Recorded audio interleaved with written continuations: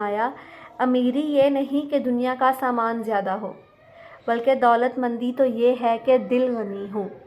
कि दुनिया में अमीर होना ये नहीं है कि आपके पास घर, गाड़ी, बंगला, पैसा, सोना, जायदाद, ज़मीनें हों, बल्कि अमीरी ये है कि आपका दिल गनी हो, आप दूसरों को देते वक्त कतराएं ना, आपके दिल में छोटापन ना आए, आप दूसरे को खिलाते पिलाते वक्त आपका दिल बड़ा हो। असल दौलतमंदी ये है। तो जिसको हमारे नबी कह दें तो वो हकीकत में वही चीज़ है। ठीक, हम उसमें किसी भी तरह का शक व शुबा नहीं कर सकते। अब हमें ये देखना चाहिए कि जो लोग दुनिया की दौड़ धूप में लगे हुए हैं, तो क्या वो ठीक कर रहे हैं या वो लोग ठीक कर रहे हैं जो दुनिया को छोड़कर दीन के मामलात में लगे हुए हैं और हमारे नबी की तालीमात पर अमल करने की किसी न किसी